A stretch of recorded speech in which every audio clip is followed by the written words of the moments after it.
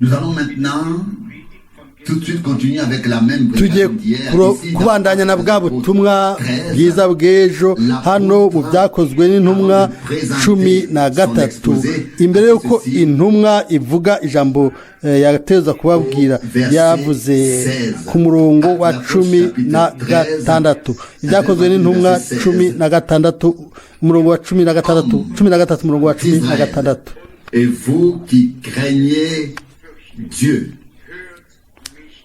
ati yemwe bagabo b'Abisirayeli namwe abubaha Imana nimwumve. d'Israël, et vous qui craignez Dieu, écoutez-moi. ati yemwe bagabo b'Isirayeli namwe abubaha Imana nimwumve. Ukubaha Imana niyo ntango y'ubwenge. Ukubaha Imana, gutinya Imana bigomba kugaruka imbere, niho haboneka amahirwe yo kumva ibintu by'Imana, ubundi ntibyoshoboka. Kubera iki uno munsi abantu bakora nk'uko babikora uno munsi? Nuko batakaje gutinya Imana. Yaba twari dufite gutinya no kubaha Imana muri twebwe, ibintu byaba bitandukanye. Mbere n'abibwira yuko bafite ubwenge bategerezwa kuba bazokwishura, kuko ubwenge bwabo n'ubupfu imbere y'Imana, kandi ubwenge bw'Imana n'ukubaha Imana n'ugutinya Imana. Umuhanuzi Yesaya aravuga kandi ati arahiriwe umuntu ajugumira iyo yibaza ku ijambo ry'Imana. Yesaya 66:2. Nimba tujugumira iyo twumva ijambo ry'Imana, ikintu muri twebwe n'icukuri, nitwabifata minenegwe, ijambo ry'Imana ntibe ryaduhamagaye. Umurongo wa 29 uravuga hano, et après qu'ils eurent accompli tout ce qui est écrit de lui, bamaze gushitsa ibyo yandikiwe byose, bamumanura ku giti bamushira mu mva. ariko Imana iramuzura mu bapfuye. 30. Iminsi myinshi abonekera abari baraduganye nawe ava i Galilaya aja i Yerusalemu, abo nibo bamushingira intahe ubu imbere y'abantu. Ce sont maintenant des témoins. Ubu ni ibyabona, bamubonye baramwumva, et cela après sa résurrection. Kandi ibyo inyo amaze kuzuka, kuko abizera n'abatizera bari bazi yuko ari muzima, agendera ku isi akora ibitangaza, akavuga ubutumwa ku musozi, akaba yarahigishirije abari bakiriho rero kiya gihe bose bari babizi. Ariko amaze kuzuka ibintu byaciye bitandukanye, byari byahindutse. Abizera bonyene, abo bonyene, abo yiyeretse akihishurira, abo yiyeretse mu by'ukuri abari bizeye igihe yababonekera, nibo bashoboye kumwemera, baramwizigira. Abandi bose ntibarizera kushika n'uno munsi, ntibarizera yuko yazutse. Amen. Kandi haravuzwe ku murongo wa 31 ngo bari byabona imbere y'abantu kuri we. 32. Natwe turababwira ubutumwa bwiza bw'ibyasezeranijwe basogokuruza. 33. Yuko Imana yabishikije kuri twebwe abana babo hamwe yazura Yesu. Kandi niko byanditswe muri Zaburi ya 2. Esingena ari byiza yuko intumwa ziwe zarongowe na mpemu yera w'Imana mu ijambo ry'Imana, baciye basigura ibikorwa ibyakoretse igikorwa c'agakiza ca kiriya gihe baragitondetse neza bagitondeka mu ijambo ry'ubuvugishwa bagira ubuzima mu gikorwa c'Imana mu gusohoza mu buryo bw'inkomezi turizera yuko uno munsi tubayeho ukundi gusha mu kandi gahe k'ubuhanuzi k'ubuvugishwa kandi yuko ibintu byose bitegerezwa kuba bitondetswe neza muri Bibiliya. Reka rero tuje ku umurongo twasomewe nagomba kandi gusoma kuri bino isezerano rya kera igice ca mbere c'umuhanuzi Abakuki kuko aha niho hari ivyanditswe ivyavuzwe mu vyanditswe n'intumwa. Abakuki igice ca mbere umurongo wa mbere. Voici la parole de Dieu que le prophète Habakkuk a vue. Est-ce que vous remarquez? Ngo imburi uwavugishwa n'Imana Habakuki yeretswe ivyo yeretswe sivyo yumvise nivyo yabonye. Ce sont des choses qui lui ont été n'ibintu yeretswe n'Imana mu kwerekwa hanyuma yashoboye kubivuga ahumekewe. Umurongo wa kabiri.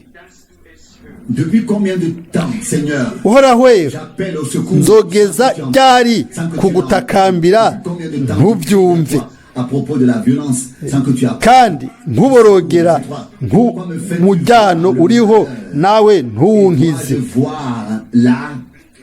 ni iki gituma unyereka ibigabitanyo ukitegereza iby'inzigo? kuko ubugesera n'umujyano biri imbere yanje hakaba imitongano kandi habyutse n'ibihari. Murongo wa kane. Nico gituma amabwirizwa asigaye yafoborotse akaba atamanza ziroranye zikiboneka namba kuko umunyakibi ngatanze umugororotsi hirya nino bigatuma imanza ziboneka zigoramye. Mbega mwese mwasomye hamwe nanje? Mbega je sinafashe ku mutwe. Navuze gusa nasomye. Inyuma y'umurongo rero haranditse ku murongo wa 5. Enda nimurabe mu mahanga mubyitegereze mutangare mwumigwe kuko mu gihe cyanyu ngira nkore igikorwa mutokwemera naho mwokibarirwa. twese twasomye cyo kimwe mu byakozwe n'intumwa 13 murongo wa 41. twese twasomye icyo kintu nyene ni muri ayo majambo nyene ni muri ibyo bihe aho umuhanuzi avuga neza imero y'ibintu ingene bimeze. Rero inyuma yuko haza inyishu ngo nimurabe iruhande yanyu mubyitegereze mu mahanga. Oya ntimurabe iruhande yanyu ubwoko bwa Isirayeli. Oya mu mahanga mu moko. Murabona ibyo ari byo hano Imana yashizeho ikiraro kija mu mahanga ku bwa Golgota. Paulo nawe neza yaciye abisobanura neza mu buryo bufoboye mu byakozwe n'intumwa 13. ndabibasomera kugira ngo mumenye yuko byanditswe gutyo. Byakozwe n'intumwa 16 murongo wa 46 13:46. Paulo na Barunaba bavuga bashize amanga bati byari bibereye ko ijambo ry'Imana ribanza kubwirwa mwebwe, none ko murishibuye mukibura ko mutabereye ubugingo budashira. Duhindukiriye abanyamahanga. 47. Kuko umwami Imana ariko yatubariye ati ngushizeho ngube umuco w'amahanga kugira ngo nabo kumera y'isi ubashikirize agakiza. 48. Abanyamahanga bavyumvise baranezerwa bashimagiza ijambo ry'Imana. Abari baragenewe ubugingo budashira bose barizera. Verset 49, c'est mirongo ine la n'icyenda parole du Seigneur. ijambo ry'umwami yesu rikwira muri ico gihugu cose. Ici, Hano Paul, pawulo conduit par l'Esprit arongowe de na Dieu, mpemu w'imana a résumé les yavuze choses incamake y'ibintu et a expliqué asobanura hanyuma avuga ibintu byari byaramaze gutangwa bihabwa umuhanuzi Habakuku. et ensuite il a dit, hanyuma si sa yaravuze parole hano s'accomplit ici, c'est-à-dire ngo iri jambo ryasohoye hano. il a également bien pris la parole de nawe yafashe ijambo ryo mu muhanuzi Yesaya 49 ayerekana neza ko impinduka zari zishitse, ko ibihe byari birenganye biheze ku bayuda, ko ibihe byari bitanguye ku banyamahanga. Mbega twebwe natwe ubu turi hafi y'impinduka. Ntibishoboka yuko babandi batagize umugabane mu masezerano no mu isezerano ngo badashobora kuba umwami akavuga ati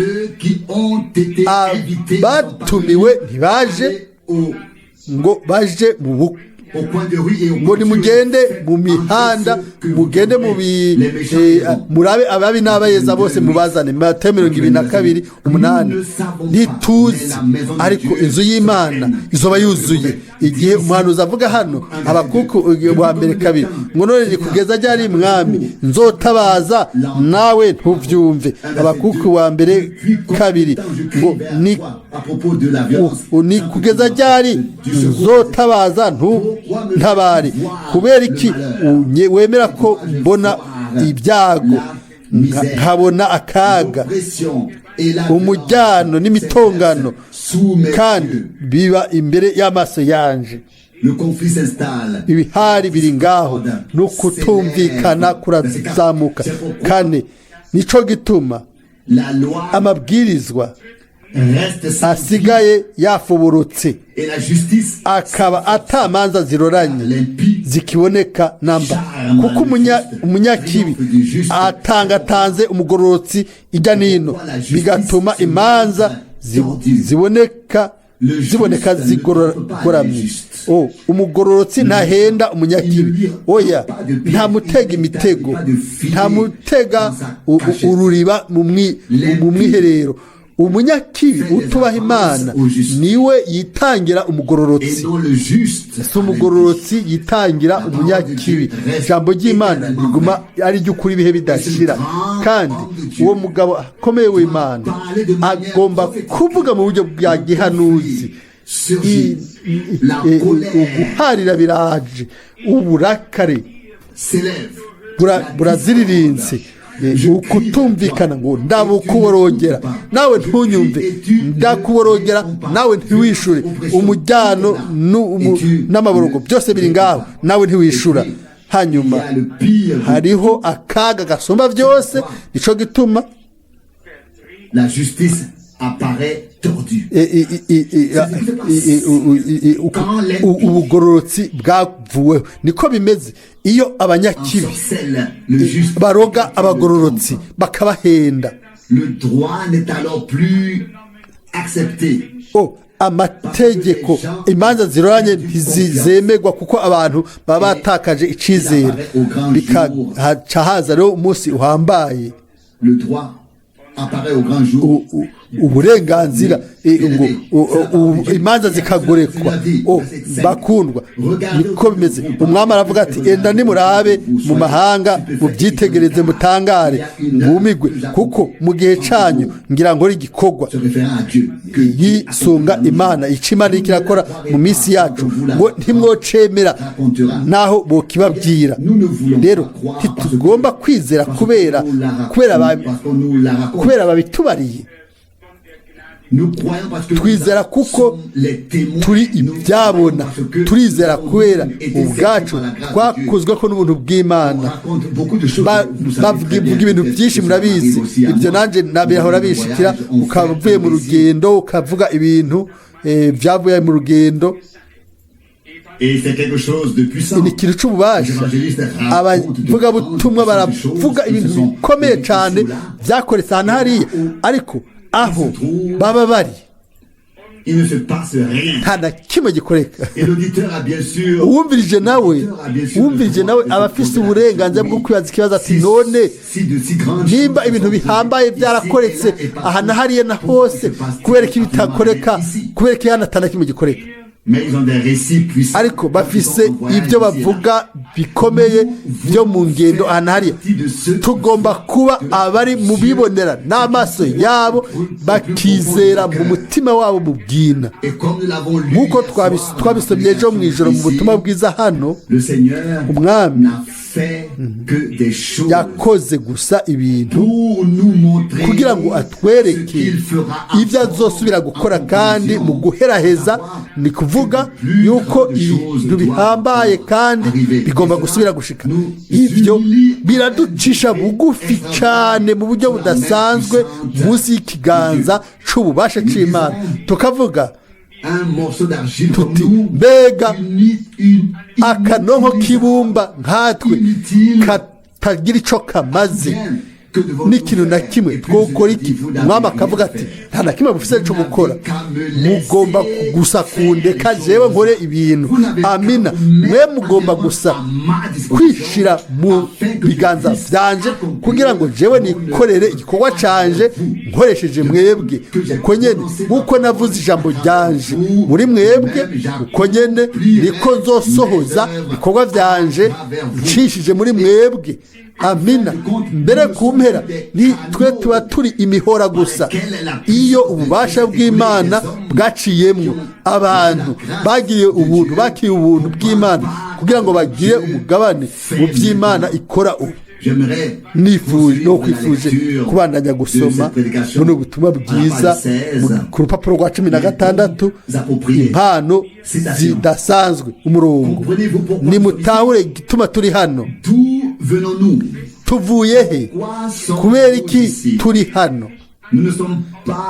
turi hano ku gihamana, twashizwe hano mu ntumbero. amina. dutegerezwa gukora ku bw'iyo ntumbero, ariko ukomeze kose tuba turi ku rufatiro rwo guhitamwo. turashobora kumukorera cyangwa tukabiheba nk'uko byabaye kuri Adamu ku ntango. dutegerezwa kandi natwe kumenya neza ibivuzwe hano. uruhande rumwe, Imana yadushize hano mu ntumbero runaka itumbereye neza. ku rundi ruhande turashobora kwihebera Imana canke tukayitera umugongo. Imana ntiyimye abantu mbere no mu ido n'ido y'ibwina mbere gushika ku guhitamwo. naho twoba twizera ugutoranywa n'Imana, abatoranirwe n'Imana bategerezwa kuba biteguye kuvuga ngo ego mu mitima yabo kubwo ivyo Imana iriko irabaha. Imana nta n'umwe ifata ku nguvu.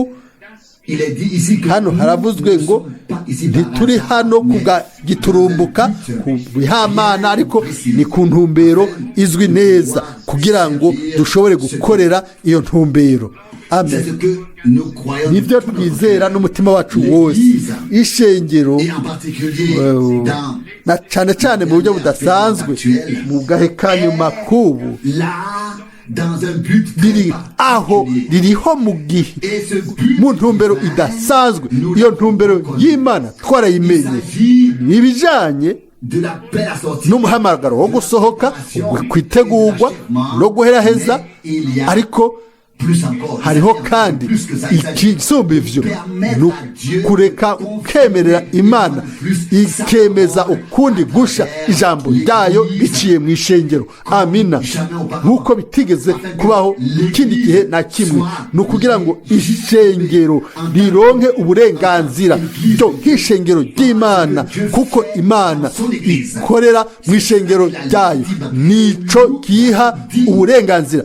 twaravuze ce que frère Branham a ibyo mwene data Branham yavuze mu butumwa bwiza ko ikintu cyose imbuto yose igomba gusubira kwama gutanga imbuto nk'uko iri, nk'uko urubuto rwayo ubwoko bwayo buri, niko byanditswe mu itanguriro ngo urubuto rwose rwagumye ruza nk'uko ubwoko bwago ruri.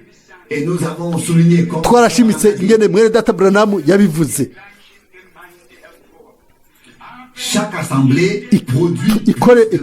Ikoraniro ryose, ishengero ryose rizana abantu benshi nk'uko riri, ariko mu ishengero ry'Imana nzima hagomba kuvukayo abahungu n'abakobwa b'Imana, atari abanyeshengero oya, ariko ingingo z'umubiri wa Yesu Kristo. Abantu mu by'ukuri bavutse ubwa kabiri, babyawe na mpwemu w'Imana kubwo ibyizigiro bizima. Haleluya. Mu gace ka kabiri turasoma mu murongo ukurikira umurongo. Niba uri umukobwa ukiri muto, ukaba uri umuhungu ukiri muto, ugumye ubuntu bwawe, ugumye ibyumviro byawe, ubizigame, ubigire inyegu, n'ubugingo bwawe bugire inyegu, ibintu byawe byose, ibyo ufise byose, ibyo uri byose, nubigire inyegu, ureke Kristo akore akoresheje ico kintu nyene, ikintu ciza cane c'ubwiza. Mutegerezwa kujabuka inzuzi, mukajabuka ibiraro, mukajabuka, mugaca mu bisaka vy'amahwa, mugaca mu mashamba, mukarengana amashamba, mugaca ahantu h'umwiza, mukarengana imisozi n'ubundi burambi. None murakora iki? Umunsi umwe muzohagarara hariya, muzoshobora kuraba inyuma kugira ngo mubone aho muvuye. Amen. Aho rero muzocibwa urubanza bivanye n'inzira muzoba mwaciyemwo. Nico gituma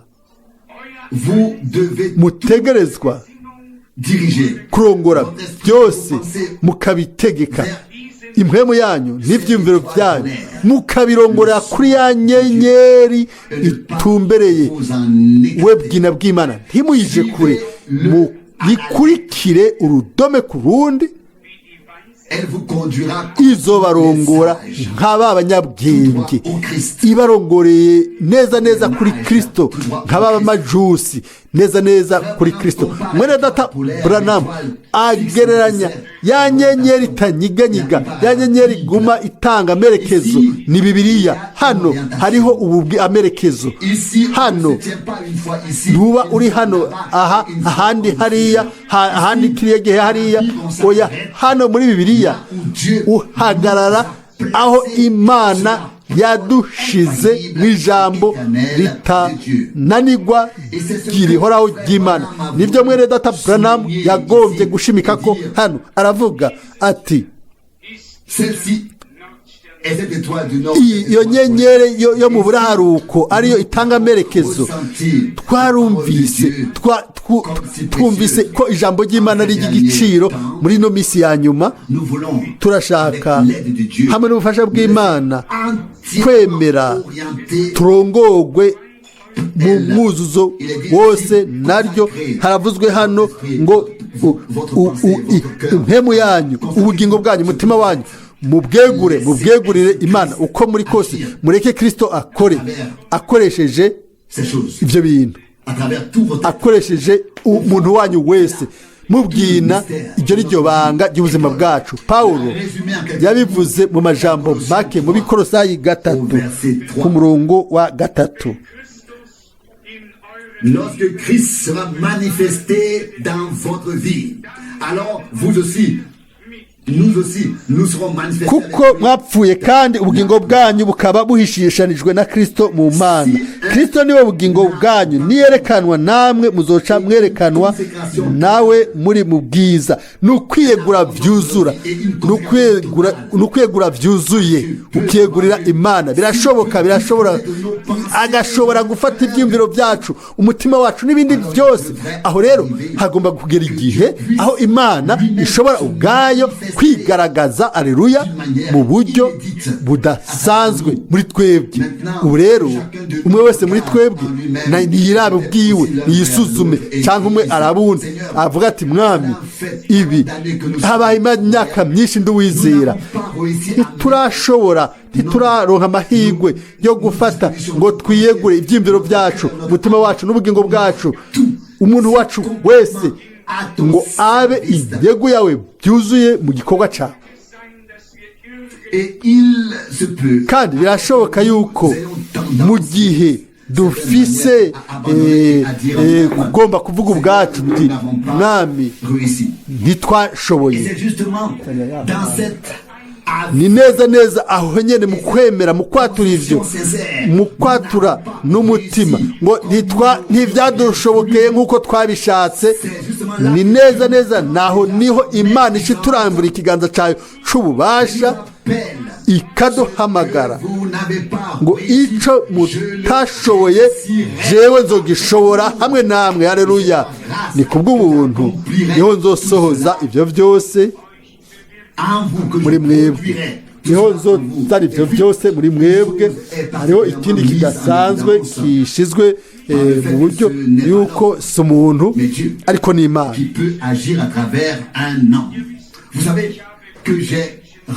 ntishobora gukorera mu bantu. murazi nahuye n'abantu benshi bazi mwene data Branham, abantu bashibura burundu ubutumwa bwiwe, hanyuma baramugwanije, ariko bose barashinze intahe y'ikintu bahuje bose. bigeze babona umuntu aciye bugufi cyane mu buzima bwabo bwose. ntibavuze yuko batabonye umugabo atasengera abagwaye cyangwa uwo Imana yakorera mu bimenyetso n'ibitangaza. mu bintu byinshi bashoboye kuvuga ni uguca bugufi, nibyo bashimitse ko aho hose bose bahuje. murazi nobabwira yuko umuntu yokwiyerekana yicishije bugufi kandi atari ko ategeza kuba ameze, akaba ari ibyo yiyerekana. ariko uwo mugabo yaraciye bugufi mu mutima. iyo cyo nico kibazo. ninde yaremye umutima we? ninde yawumvye? mbega ntituririmba mu ndirimbo ngo mpa umutima nk'uwawe wuzuye umutima wuzuye urukundo, umutima nk'uwawe, kugira ngo ushimwe. Et c'est précisément ce que nous allons demander. neza nibyo tuja gusaba kugira ngo Imana yemeze ijambo ryayo. turagomba kugira umutima nk'uwo uhindutse by'ukuri, umutima wuzuye kamere kera, yuzuye urukundo n'ukwizera, umutima Imana ibamwo. nagomba kandi gusubira gusoma imirongo mike. Citation. À ces jours que nous vivons actuellement, Christ a confirmé parmi les hommes qu'il est toujours Dieu. muri iyi minsi tubayemo, Kristo yaremeje ko ari Imana iminsi yose, ko iminsi yose aguma ari Imana, kuko ni ijambo. iyo tubona yuko ijambo rigize ubuzima ubwaryo, tumenya yuko umuntu adashoboye kubikora. ni Imana, ijambo rigaragara riciye mu muntu. Yesu ubwiwe yaravuze ati umwana nta na kimwe yokora ubwiwe, nta na kimwe noshobora kuba nokora ndi umuntu, ariko data uba muri jewe aranyereka ibyo bintu byose ibyo akora wenyine ubwiwe. amina. daba nibyo rero. mbega nibiki? Imana yigaragaza mu muntu.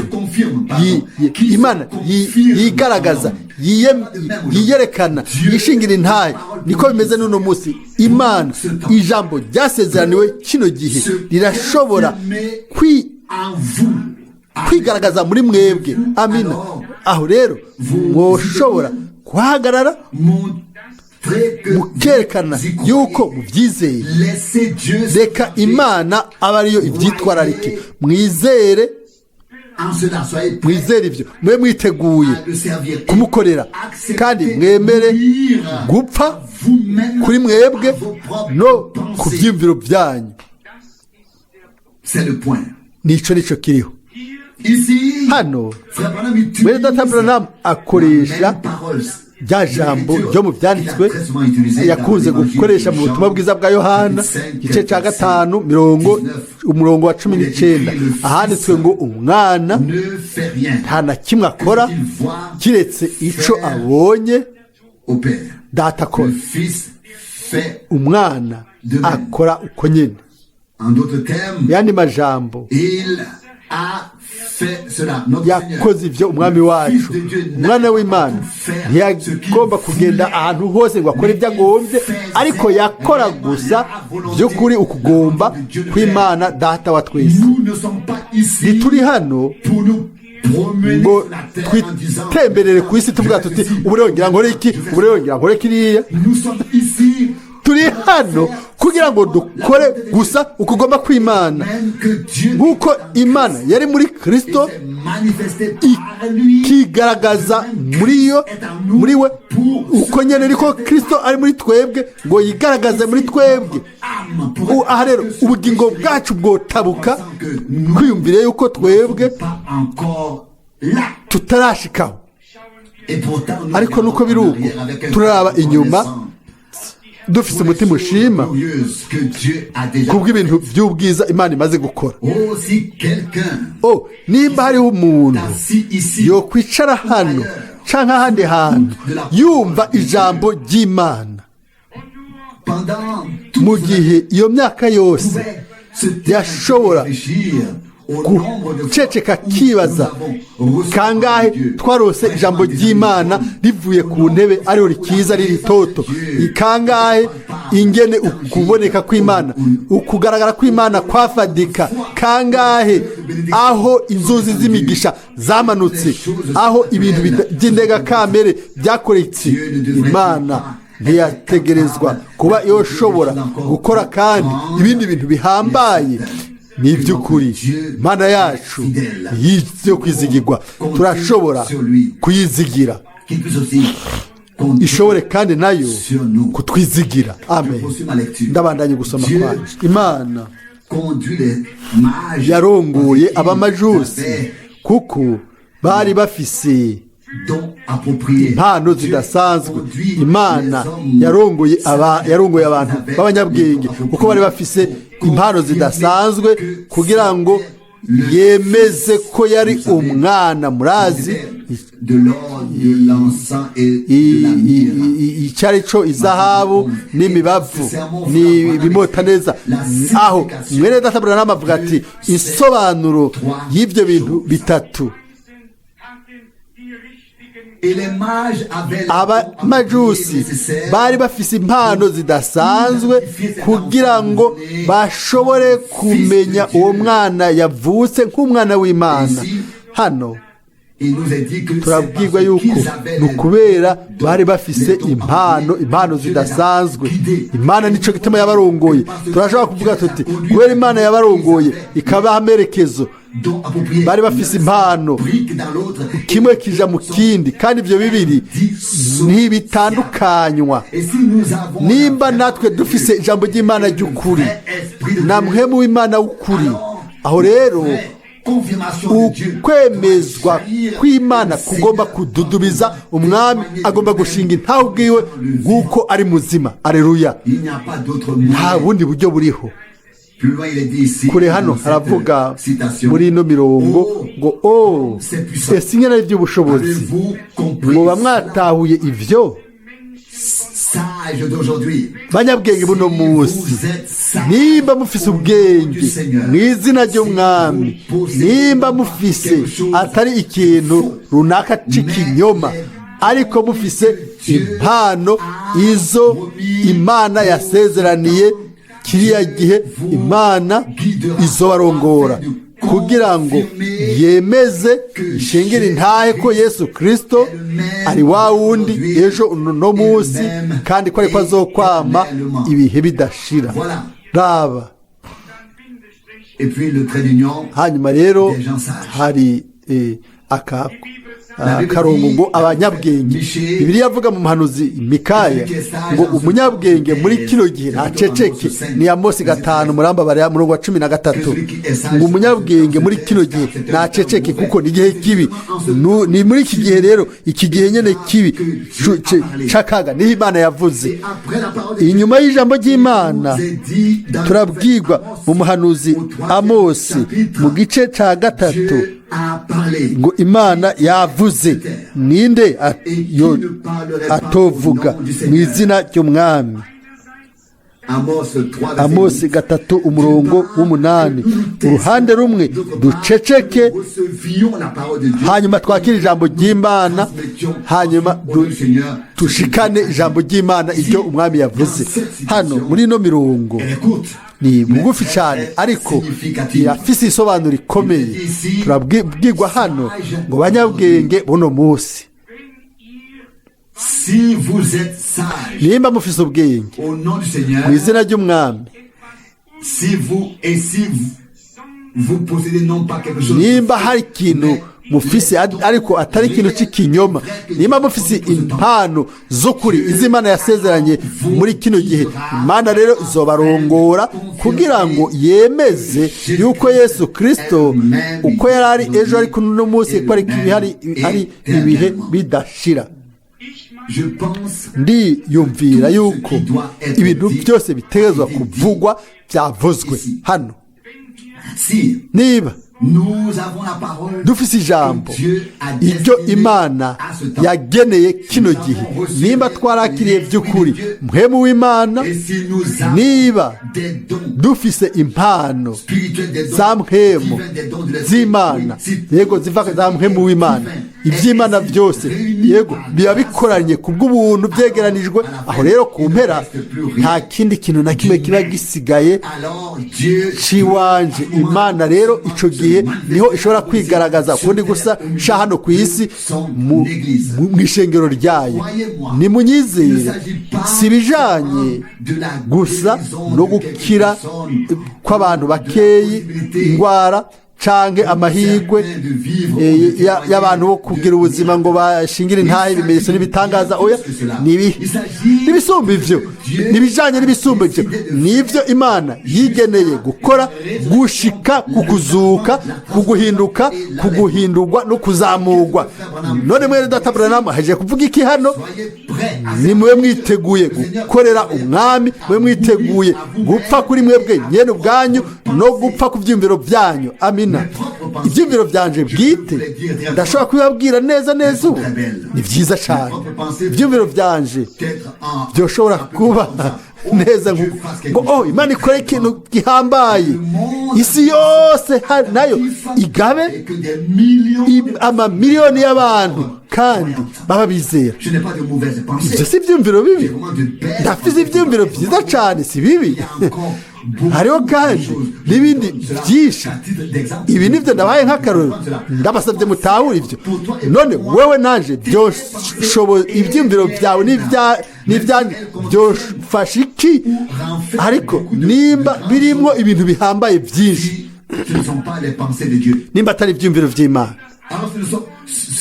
aho rero ziba ari indoto zitazigera zishitswa.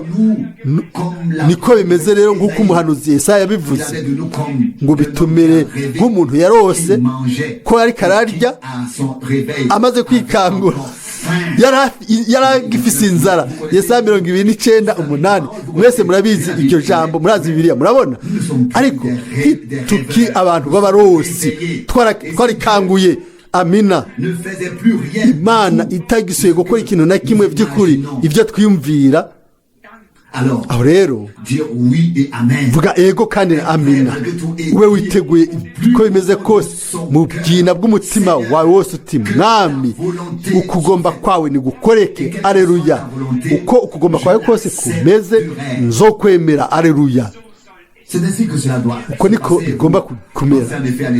Mwibuke inkuru ya mwene data Branamu, yego nivyo igihe satani yari iruhande yiwe nkuko yashinga intahe, igihe umugore wiwe yari karapfa, umukobwa wiwe yari amaze ari karapfa, satani wa mubi aramubwira ati Imana yishuye amasengesho yawe, wavuze ko Imana ari nziza, ko igira imbabazi, ko ari nyabuntu, ko ifasha mu bihe by'akaga. Iheraba rero igihe cy'akaga kirashitse, igihe cy'akaga ciwe satani aramubwira none ubu ni iki ko itagufasha ubu ko itari kwiragufasha bakundwa.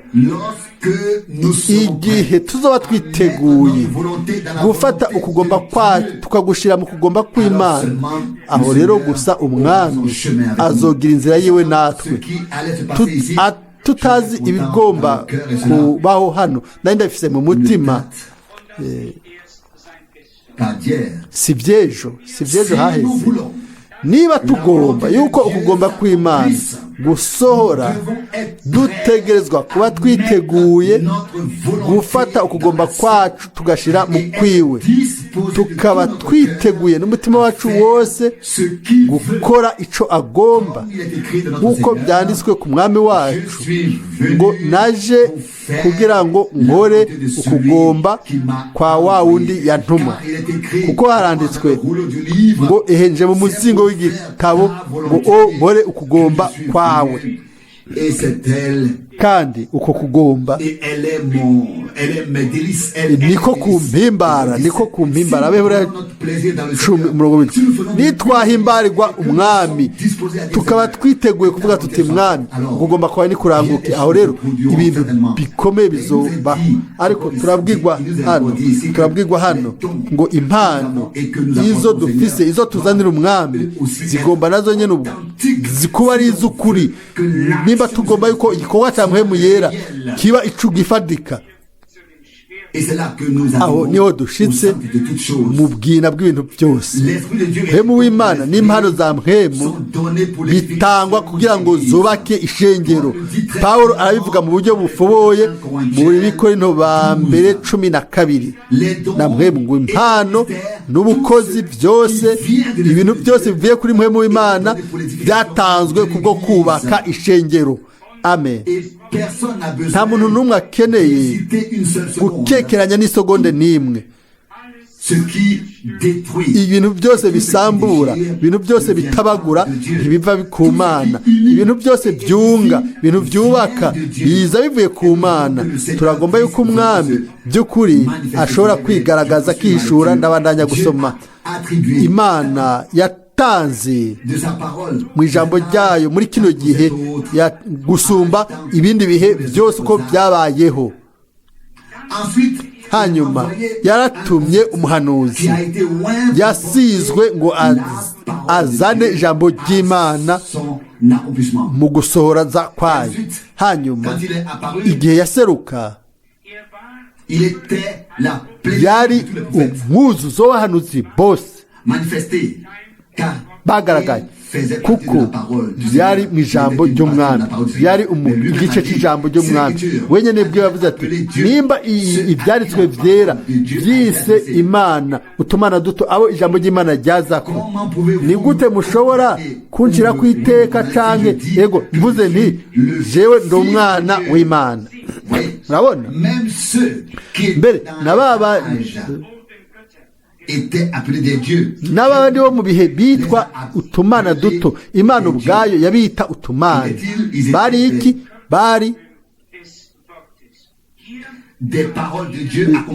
amajambo y'Imana asohojwe mu mubiri, ariko we yari ijambo ry'Imana yuzuye yihishuye mu mubiri.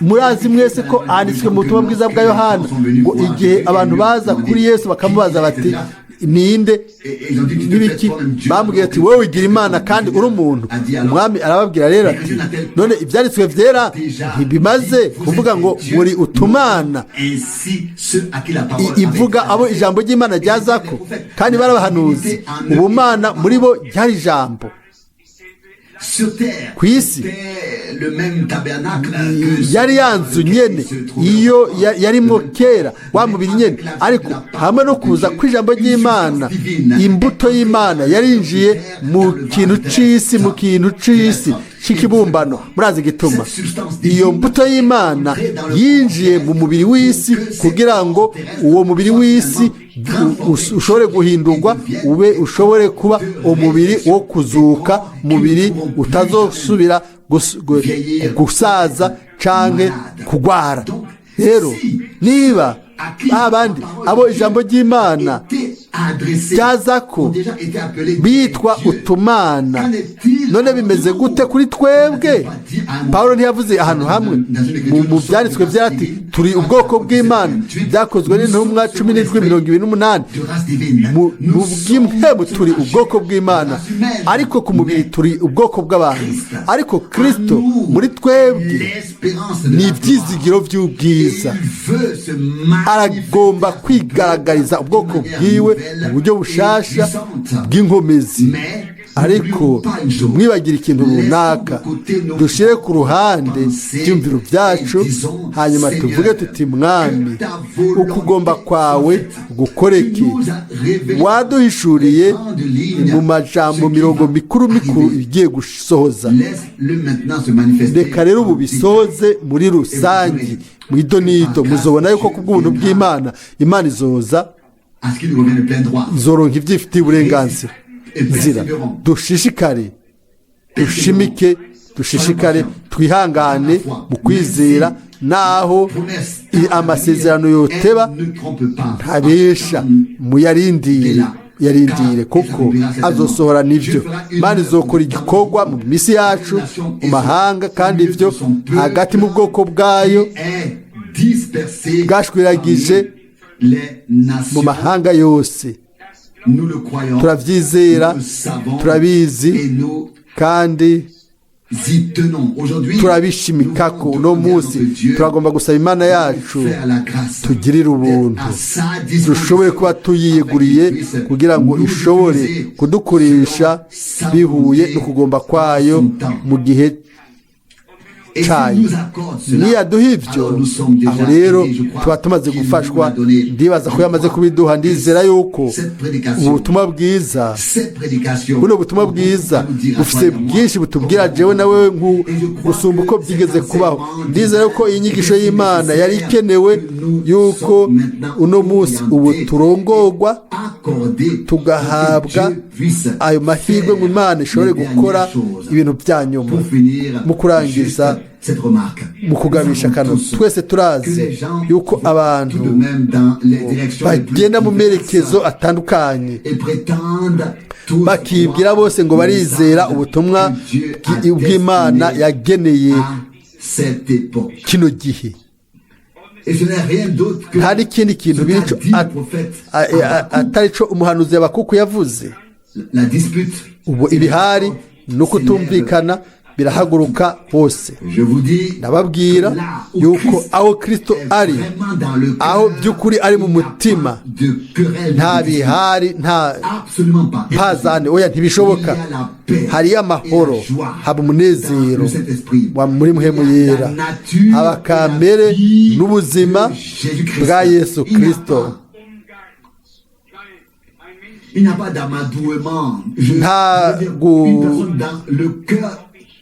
de laquelle Christ habite. ndiko ndavuga umuntu mu mutima wiwe Kristo arimwo afise mu buturo reka rero twe tunume imana itubwire kandi imaze kutubwira mu buryo bwiza reka tumurekere byose tumuzeze igikorwa ciwe amina azokora byose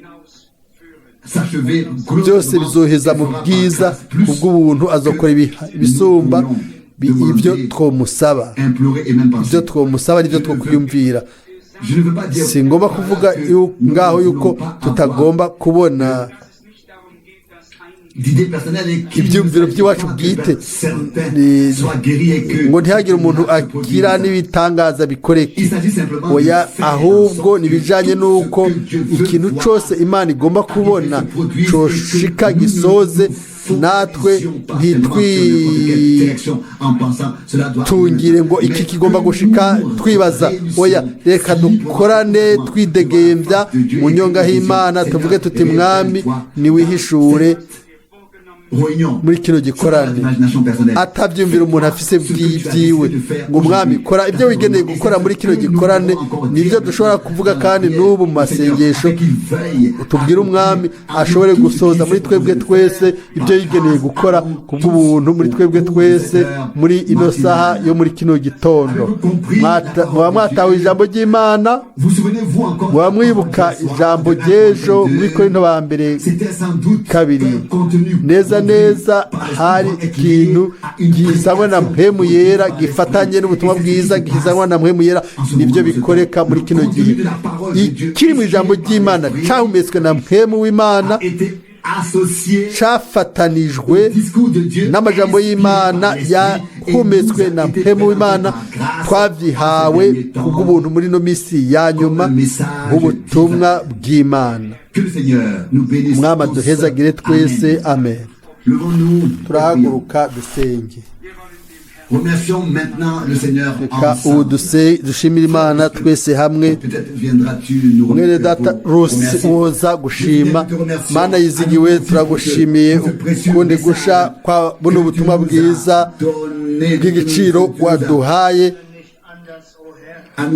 usubiye kuduha kubw'ubuntu ntidushobora gukora ibitandukanye mwami ni ukuvuga tuti ego kandi amina ku ijambo ryawe ritabesha ni mpemu itanga ubugingo mwami waratumye Pawulo muhibango yavuze gusa mwami ico we wari wamumenyesheje wategetse abahanuzi bose gukora ibyari mu mugambi wawe kandi ibintu byose warabifatanije ibya kera n'ibishasha haleluya icyo dushobora gukora gusa no kunezerwa mu nyonga hawe muri kino gitondo naho nyene tuzi yuko turiho tugaraniwe twubatswe ku rufatiro rw'intumwa n'abahanuzi uko Yesu Kristo bwiwe ari buye rigumye ifuka ubwiza n'ibyubahiro no gusengwa nibi by'izina ryawe mana yizigiwe niwimenyekanishe mana nk'uko ugomba kubikora mana nzima turarindire yuko